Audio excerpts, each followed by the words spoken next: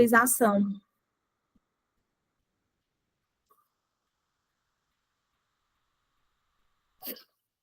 E aqui é um trecho, né, da Queda do Céu, né, do Davi Kopenawa, que ele fala: os brancos nos chamam de ignorantes, apenas porque somos diferentes deles. Na verdade, é o pensamento deles que se mostra curto e obscuro. Não consegue se expandir e se elevar. Os brancos não sonham tão longe quanto nós. Dormem muito e só sonham consigo mesmos. Né? E isso é interessante porque dentro das tribos, né, assim, dentro das tribos indígenas existia, né, em algumas etnias, essa importância de falar sobre os sonhos, né, do quanto que os sonhos eles são importantes para o desenvolvimento da própria tribo, né. E os grandes sonhos, que são considerados esses sonhos que trazem esse material mais arquetípico, esse material mais do inconsciente coletivo, né, não são sonhos só do inconsciente pessoal do indivíduo, porque o que ele está falando aqui? Trazendo para uma linguagem junguiana, ele diria que os brancos, eles sonham apenas, né, com o inconsciente pessoal deles. É como se eles não tivessem uma condição de acessar, né, as camadas mais profundas da psique. Por quê? Porque eles estão muito ensimesmados, né? Estão muito nesse processo mais, assim, de estar vinculado ao próprio ego, né, de ter uma postura mais egoísta, né, diante do mundo, diante da vida. E já, né, algumas etnias indígenas, eles trabalham os sonhos como uma espécie de oráculo mesmo, no sentido de tentar desenvolver ali um processo de mudança, né, de decisões, né, a partir do sonho, né, a partir do conteúdo onírico.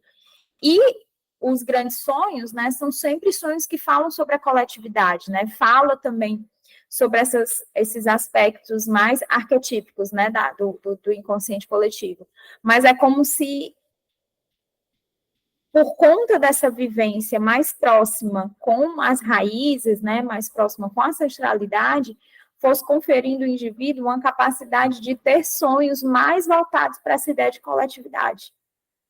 Isso é muito rico, né, quando a gente para pensar, porque o processo civilizatório faz exatamente o contrário, faz a gente, né, assim, se voltar, né, única e exclusivamente para sua própria vida, né, a gente deixa de se importar totalmente com as outras pessoas, né, e a gente passa a se importar única e exclusivamente com a vida que a gente está levando, né, passa a ter um comportamento muito mais voltado para si, né, e acaba não se relacionando com as pessoas, né, e aí eu acho interessante a gente pensar nisso, porque o próprio processo de individuação que o Jung propõe não é um processo individual, intransferível e particular.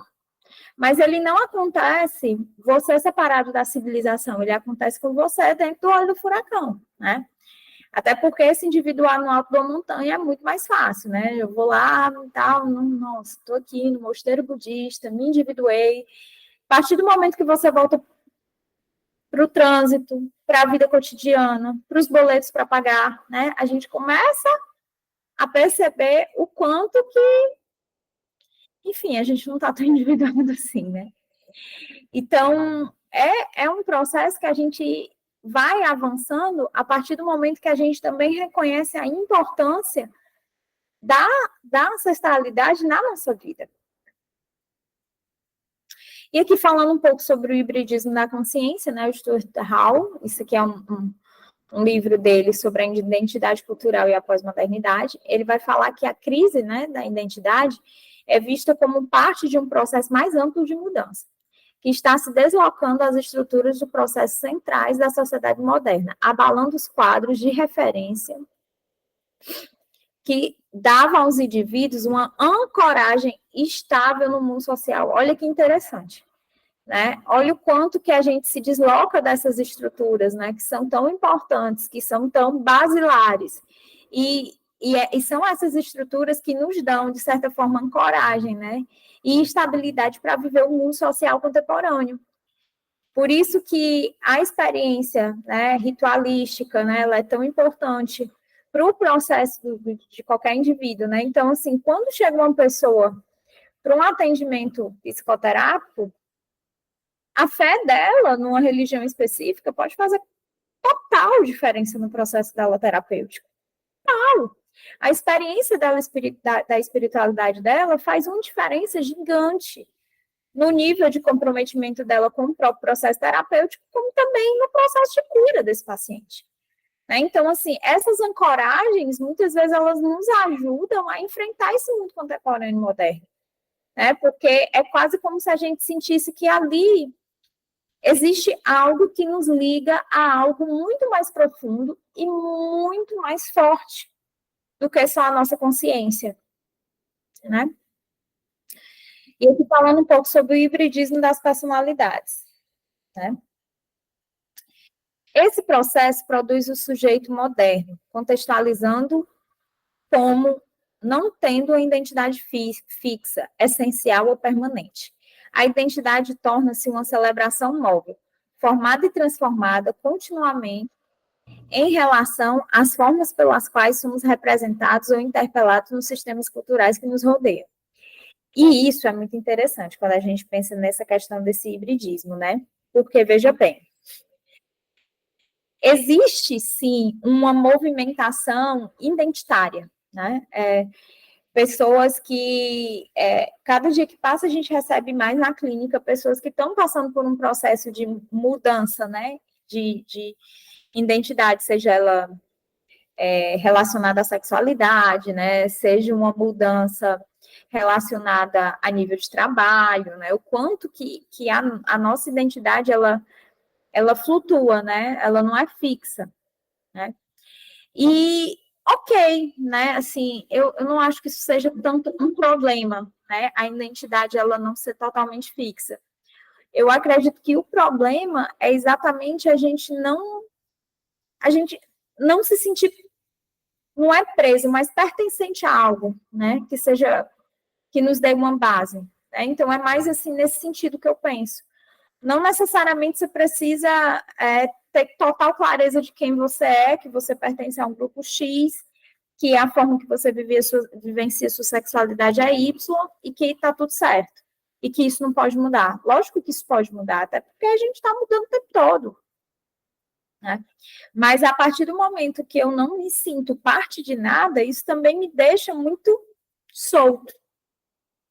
Né? E aí, exatamente por a gente estar nesse processo de vinculação e desvinculação, né, dentro desses termos, a gente acaba corre o risco da gente se perder, né, nesse processo. Né? Então, o quanto que é importante a gente se manter minimamente ali dentro de algo que faça ali um sentido, que nos dê um aparato, né, que nos dê uma base, né, no nosso processo civilizatório, para a gente não se sentir completamente solto e sem nenhum tipo de referencial, né.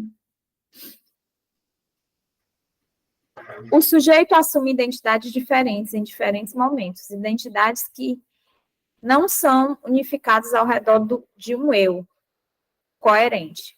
Dentro de nós, há identidades contraditórias, empurrando em diferentes direções, de tal modo que as nossas identificações estão sendo continuamente deslocadas, né? Então, assim, a questão da identidade do indivíduo, ela está vivendo esse momento de uma certa flutuação, né? Se a gente pegar aí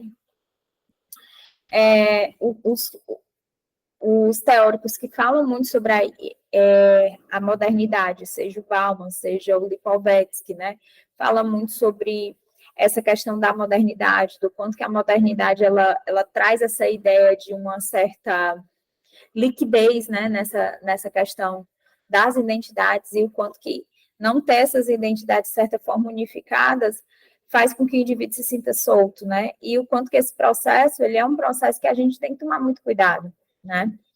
Porque, de repente, a gente está vivendo na clínica, né, um desafio de lidar com pessoas que não têm uma identidade fixa, né, em alguns aspectos na vida, né? E aí, oferecer uma certa ancoragem para essas pessoas, no sentido de enxergar o que é que liga, elas, né, ao mundo. Tem que ter algo, né? Então, assim, meio que o Stuart Hall está falando um pouco sobre isso, né? O quanto que tem que existir uma ancoragem, né? Uma origem, né? Assim, se eu sei de onde eu vim, se eu sei, se eu entendo a minha história, se eu entendo a minha relação com a minha ancestralidade, eu consigo olhar para a minha identidade de uma maneira mais tranquila, né? Mesmo eu não tendo muita clareza sobre, né, sobre todos os aspectos. Nas sociedades tradicionais, o passado é venerado e os símbolos são valorizados porque contêm e perpetuam experiências de gerações. A tradição é um meio de lidar com o tempo e espaço, inserindo qualquer atividade ou experiência particular na continuidade do passado, presente e futuro, os quais, por sua vez, são estruturados por práticas sociais recorrentes. Então, você está, né, a tradição, ela funciona como essa espécie de terreno, né, firme para onde as pessoas se sentem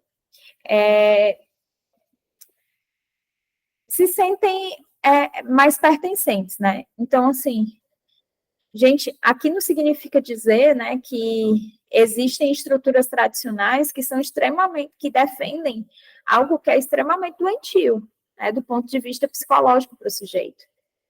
Mas tem estruturas tradicionais que elas trazem elementos que são muito importantes para a constituição do sujeito.